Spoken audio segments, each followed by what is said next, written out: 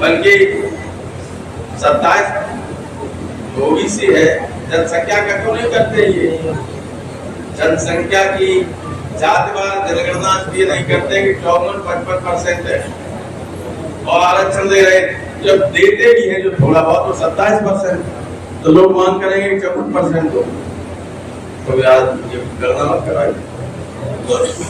ये सरकार जो है, बीजेपी जो है, इसकी नीतियां जन विरोधी हैं और समाजवादी पार्टी की नीतियां जन कल्याण के लिए, आम लोगों के लिए, गरीब लोगों के लिए।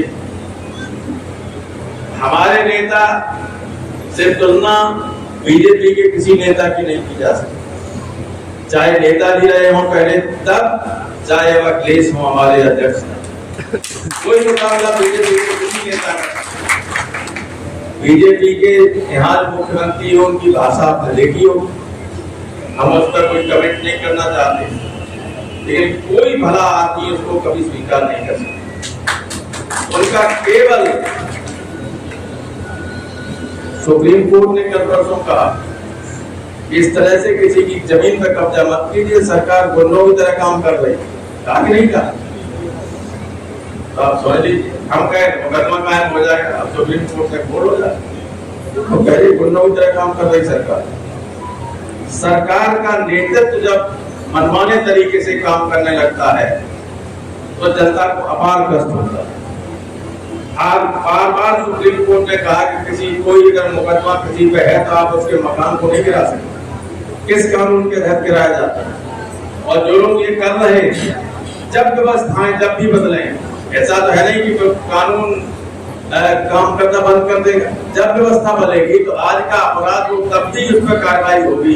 और बड़े-बड़े लोग बहुत 20 मार्क का है, कोई कलेक्टर है, कोई एसपी है, कोई इंस्पेक्टर है, जहाँ चाहो तक भर्ती इनकाउंटर कर देते हैं, जहाँ चाहो तो आप लोगों के मकानों में बुलडोजर चला देते हैं। ये हजारों अधिकारी और देखना आप पुलिस के लोग ये जेलों में दिखाई देंगे जब व्यवस्था बदलेगी, क्योंकि उनके पास कोई ऐसा सबूत ये नहीं वो होगा उत्तर या फिर आपने क्यों ऐसा किया, किस कानून के तहत किया, कहाँ लिखा हुआ है कि आप ऐसा करें। तो न बीजेपी की नीतियां हमारी नीतियों जैसी अच्छी हैं, न बीजेपी के नेता हमारे नेता की तुलना में कहीं ठहरते, और बीजेपी के नेताओं की नीयत बिल्कुल ही खराब है, कहते कुछ है करते कुछ है। समाजवादी पार्टी के नेता की जो कहते हैं वो करते हैं, तो जब तक नेता की नीयत ठीक नहीं है तब तक नीतियां लागू नहीं होती, व्यवस्था सही नहीं होती। बीजेपी की न नीतियां ठीक हैं, न नेता ठीक हैं, न नेताओं की नीयत ठीक है।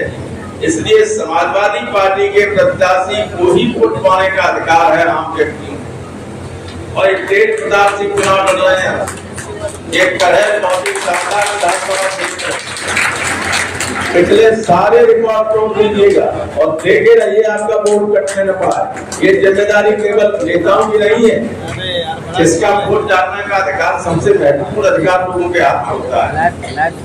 कई बार लोग उस वक्त देखते हैं जब वोट डालने जाते हैं, कहते हैं भाई पर्ची नहीं आई, तो पहले ही देख लीजिए आपका वोट है कि नहीं, और ये भी देख लीजिए साजिश ये की जाएगी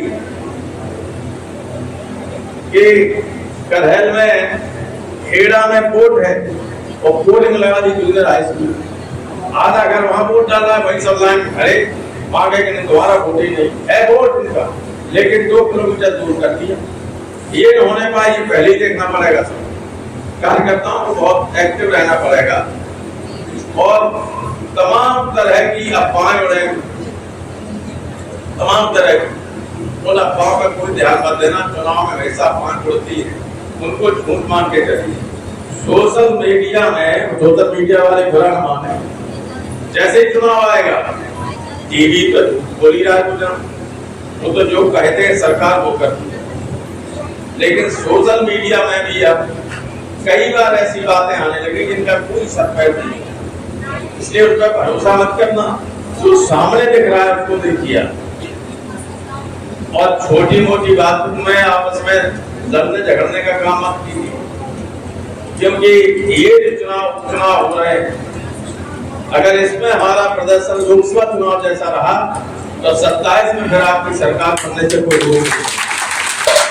भले जन की तरफ देखिएगा, इसलिए आप उसमें अगर कोई मतपटाव भी है तो उसको छोड़िए, उससे कोई आपका नुकसान नहीं होने वाला। हाँ, अगर सारी सीटें हम नहीं जीतते तो हमारा नुकसान, सारे समाज का नुकसान, पूरे पीडीए जो नारा दिया है अखिलेश ने उसका नुकसान होगा। इसलिए एकजुट होकर सब चुनाव लड़ें, तेज प्रताप को जिताएं, और ये हम लोगों का बहुत ही मजबूत कर रहा है। इसमें न पोल परसेंटेज कम होना चाहिए और न मार्जिन कम होना चाहिए। बीजेपी इस कोशिश में होगी कि पिछले वर्ग के 2-4 लोगों को इधर से टिकट दिलवा दें, उधर से टिकट दिलवा दें, कुछ भी टिकट दिलवा दें।